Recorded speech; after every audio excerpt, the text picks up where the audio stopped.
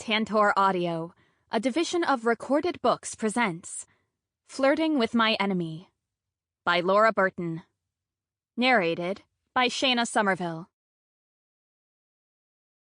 Warning. This book may result in sugar cravings, sleep deprivation, snort bubbles, ugly crying, and make you pounce on your partner. The author holds no responsibility for what the scales say on weigh-in day, possible public embarrassment, or any injuries from said pouncing. Enjoy! Chapter 1. The Interview. Hey there, I'm Elle Brooke. You must be Sonia from Crumbs magazine. Preparing for an interview in front of the mirror is a new low for me. I draw in a deep breath, fasten the last button on my shirt, and try again. Hi, Sonia. I'm Elle. Nice to meet you. I shake my head and my loose ponytail wobbles, threatening to fall out. No matter how many times I sit in front of the mirror going over my different greetings, I still sound too stilted and fake. Relax, Elle. Relax. The voice in my head sounds like Antonio, my yoga instructor. And when I say yoga instructor, I mean the guy I follow on YouTube. I roll my shoulders back and straighten my spine. It's not like me to be nervous, not when it comes to meeting new people. I talk to hundreds of strangers every day. Okay, maybe I keep most conversations to a minimum and I struggle to hold eye contact, but I don't usually feel this jittery about the whole thing. Sonia is a reporter from Crumbs, a local magazine. I'm going to have to give her lots of eye contact and tell her all about my new invention. The Meteor. It's a simple chocolate cupcake with vanilla frosting and a mind-blowing, gooey surprise inside. Chili and chocolate ganache. It sends people into chocolate heaven, then bang! The chili hits the roof of their mouth like a firework, and the explosion of flavor delivers the most intense experience ever. At least, that's what I'll say to Sonia. Really, the idea is just a hint of chili to add a little heat to the flavor. But that won't have any wow factor on the posters. This interview will take up a double spread in the magazine, and it's the exposure I need to give my business an edge. And boy, do I need that edge. 2 months ago, some big-shot British businessman set up his franchise, Got Cake, right next door to my bakery. Next door! Despite a petition to stop the corporate monster opening its doors and several letters to my local congressman, nothing could stop the huge corporate bakery from opening. I guess there's no obstacle too big for a billionaire. My friend Connie thinks I'm worrying about nothing.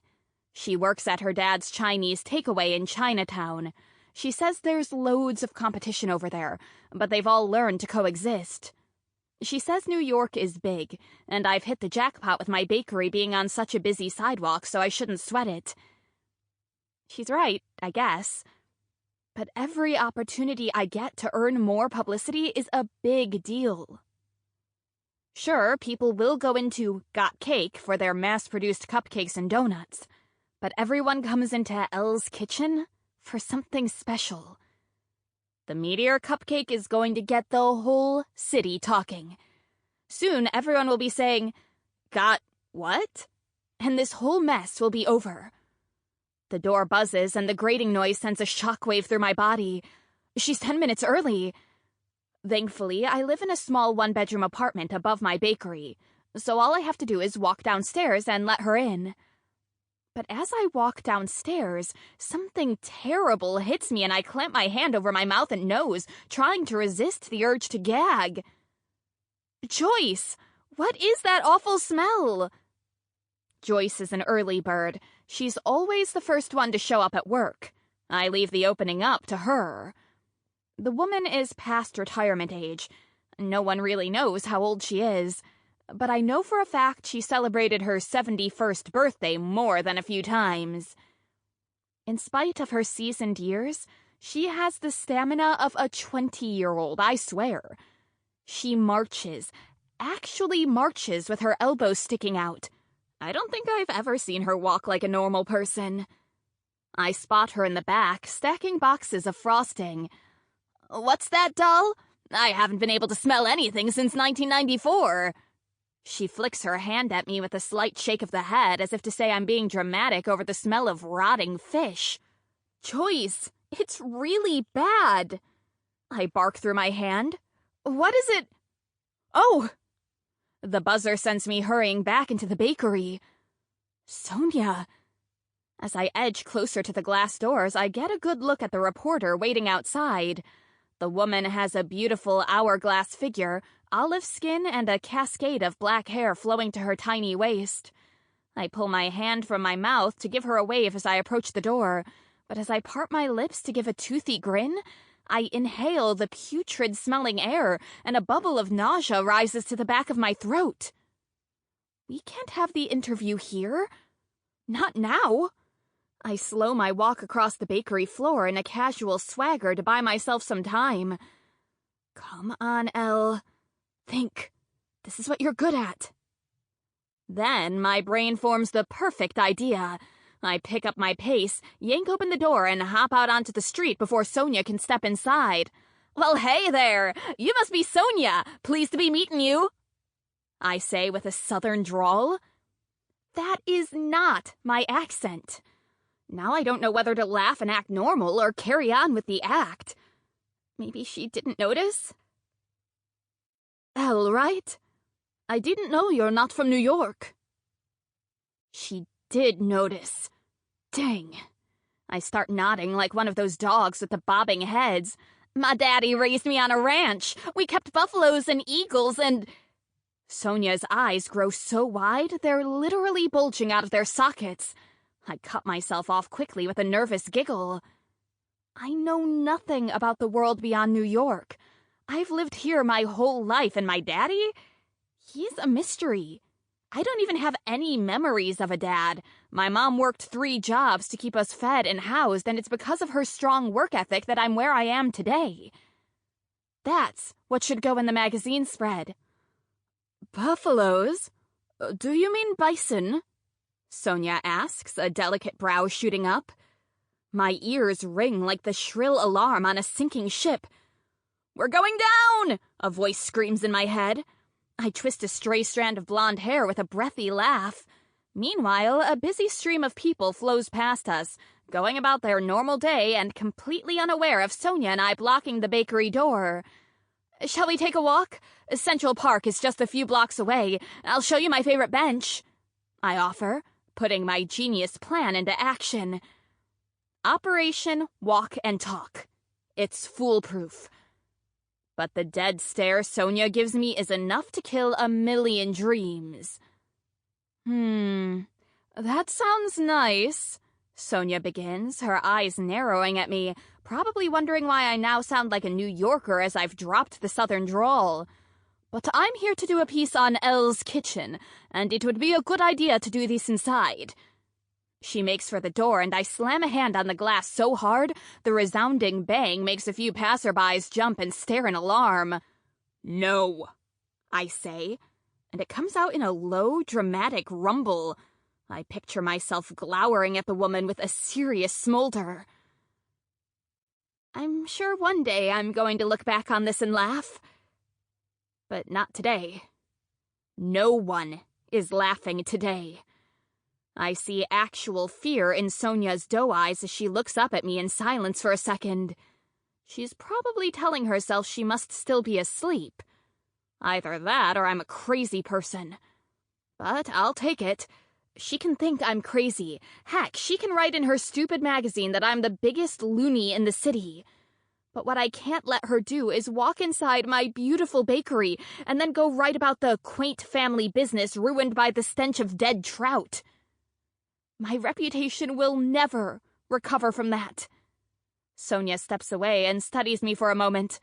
I stare back, trying to keep eye contact even though I want to pull my gaze away and glare at the small crowd of people forming around us. "Move along, people," I want to bark. "Nothing to see here."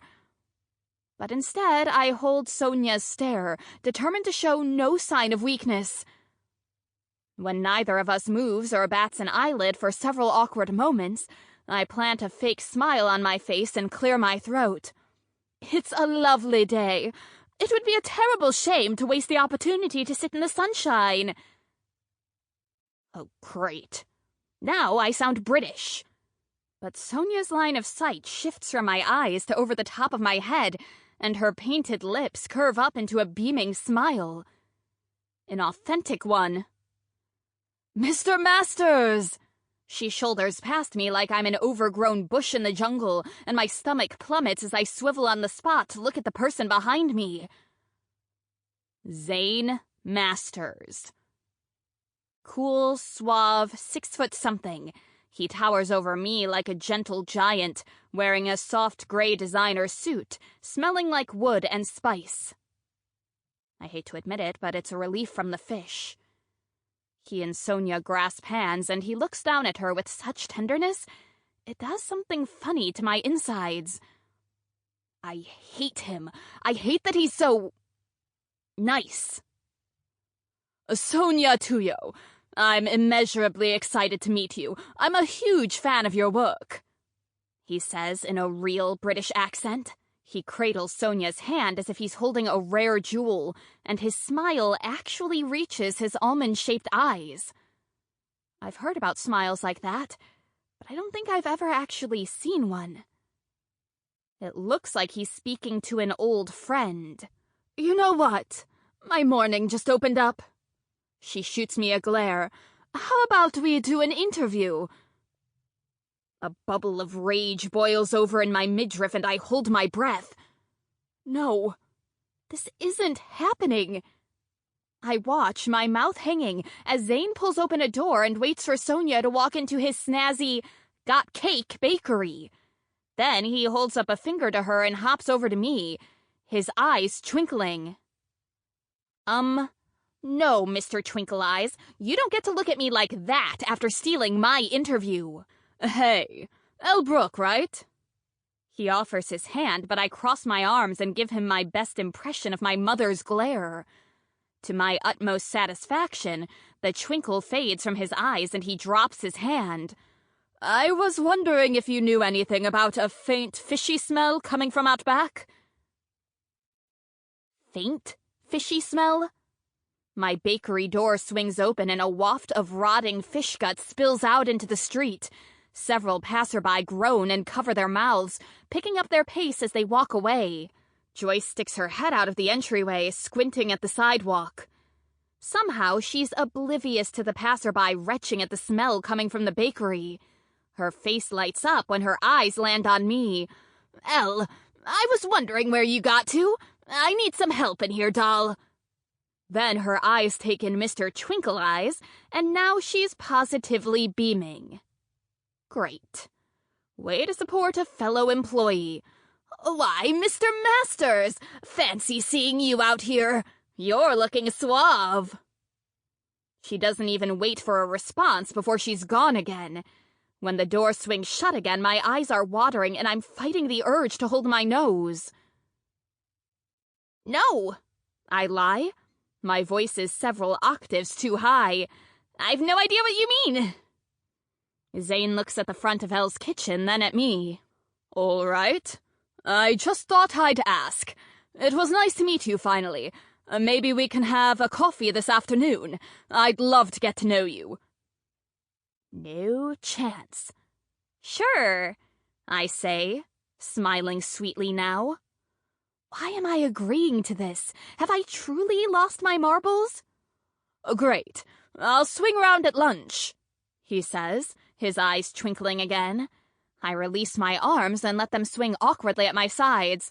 Well, I better get back to work. These cupcakes won't make themselves. I edge away, dreading having to open that door again. My heart weeps at the thought of having to go back inside my stinky bakery. I pause by the handle, willing Zane to just walk away and leave me to die on the street. And thankfully he doesn't loiter. With a soft wave, he marches back into Got Cake and disappears behind the shut door. Then I exhale deeply. I didn't even realize I'd been holding my breath. Great. Zane Masters just took my interview, and now I have 3 hours to get rid of the fish smell before Zane comes over for coffee. I hold my breath as I take the handle and pull it open to go back inside. Chapter 2. Trouble with Trout. There's no way I can open the bakery and let the public into these conditions. Not until the smell is gone, at least. So I lock up the front and begin to investigate.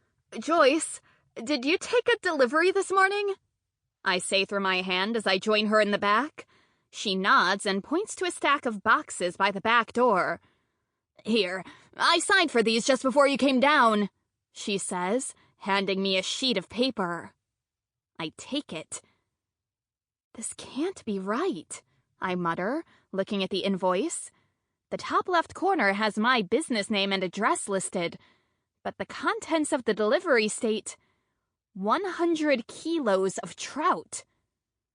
Who the heck measures in kilos? Though the idea that these boxes have been on a slow boat from Europe totally explains the potent aroma.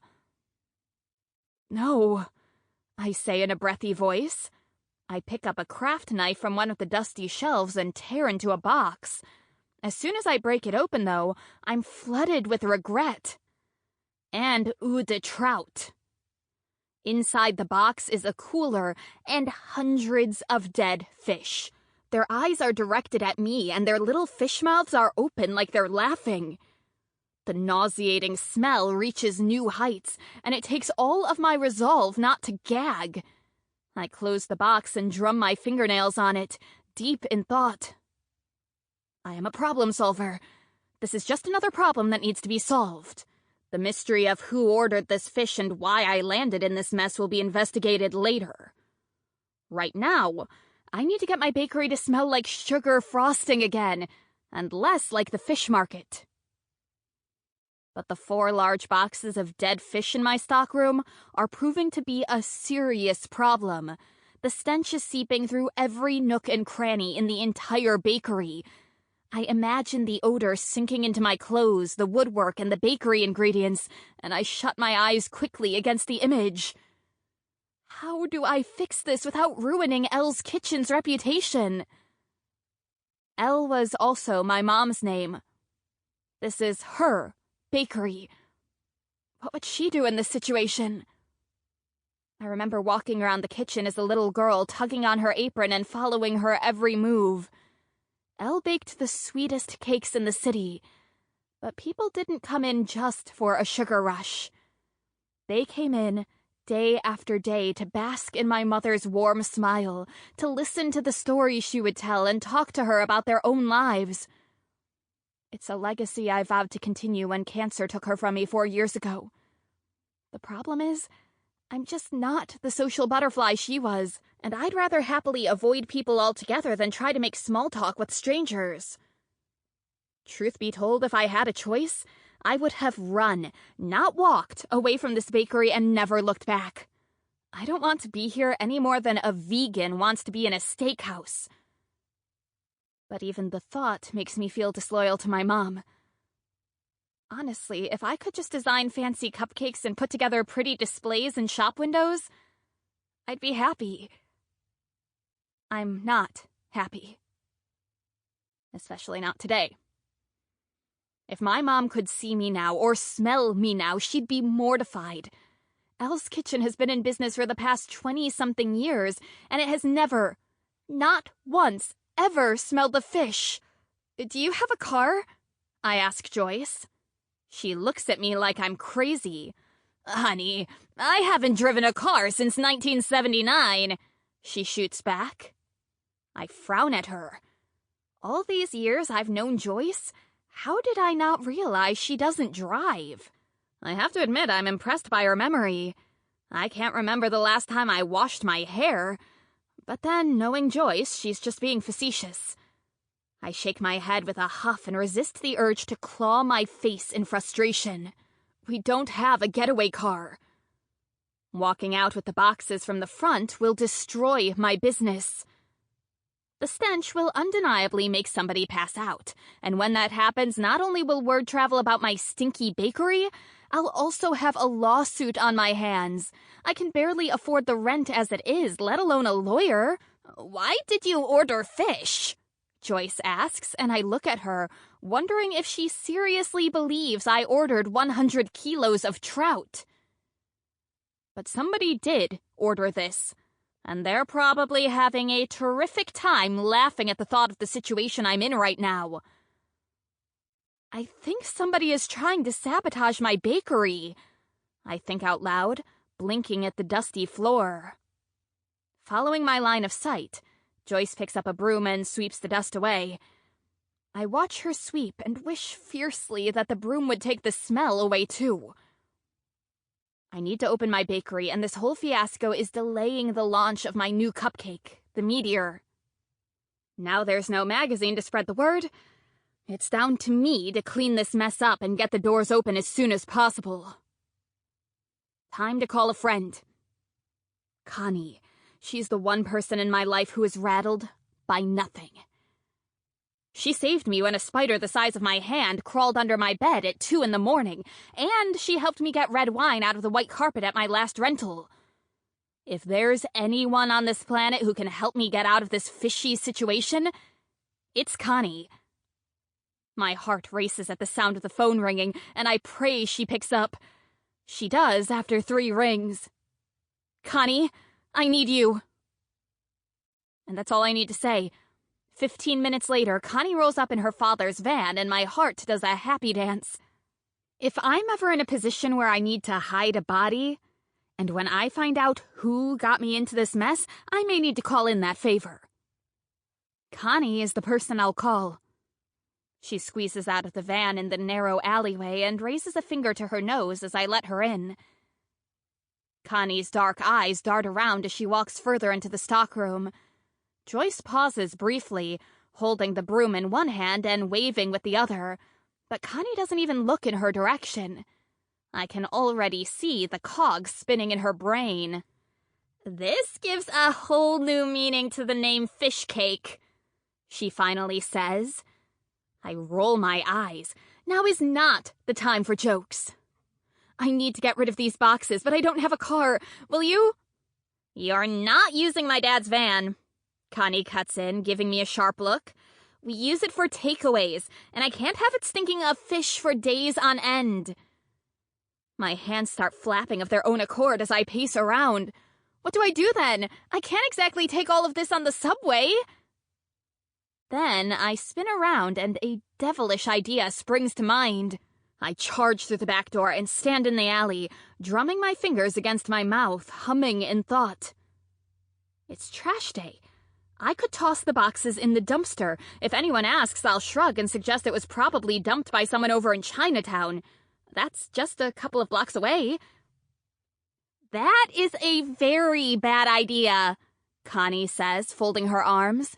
Even though her head barely reaches my shoulder, she has a presence about her that makes me feel small. I reason that she can't possibly be able to read my mind, but the shrewd look she gives me makes my confidence wither. The fact that you hate Mr. Masters doesn't make it okay to plant this fishy delivery on him, she says. I can't stop myself from laughing. Okay, she can't read my mind, but she's also a genius.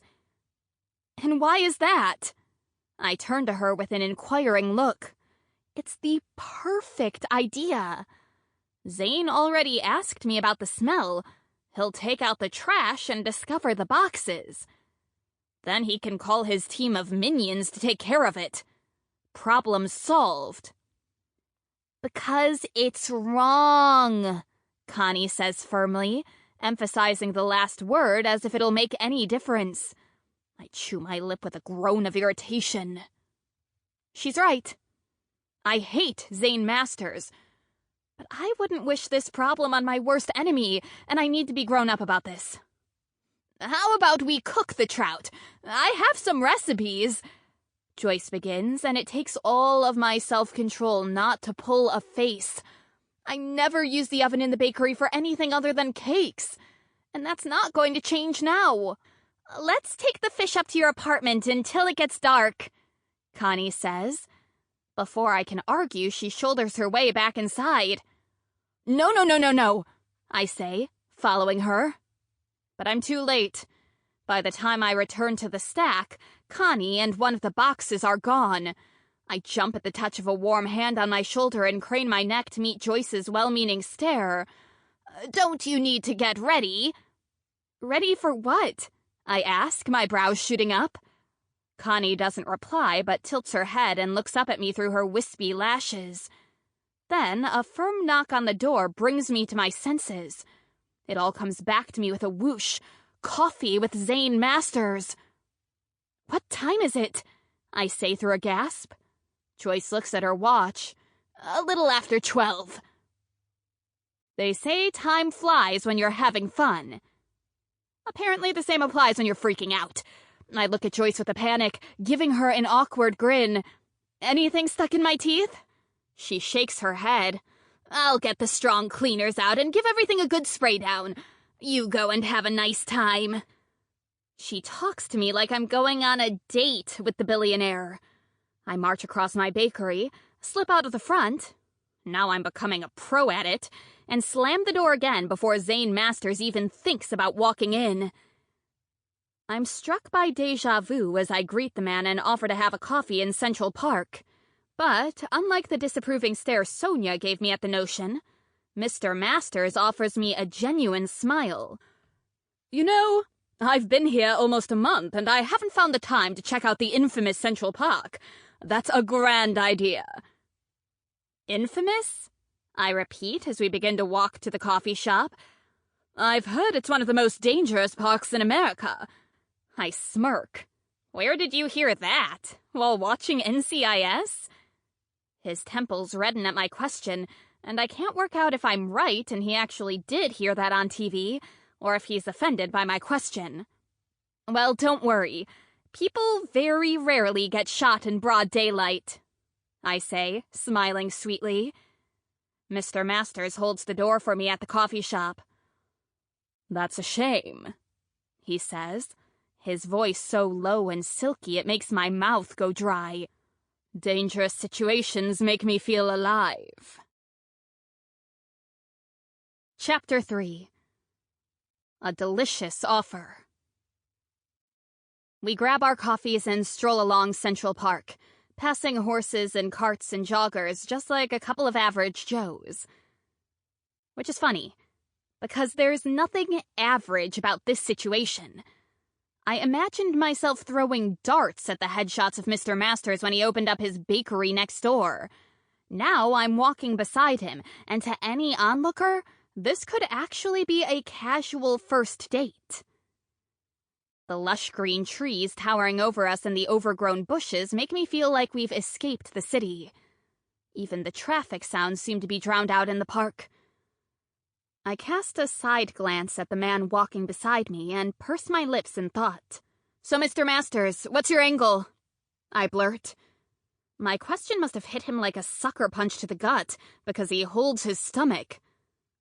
Please, call me Zane, he says. And what do you mean, angle? I stop by a vacant bench and sit with a huff. Everyone has an angle, Zane. I'm curious to know why you want to get to know me. I'm the enemy, after all. The enemy? Zane gives me a questioning look as he joins me on the bench. Then he bites his lip and goes a little red, as though he's trying to suppress a chuckle. Fine. Competition, then. Then I take a sip of my drink, hoping the hot liquid will stop my hands from shaking.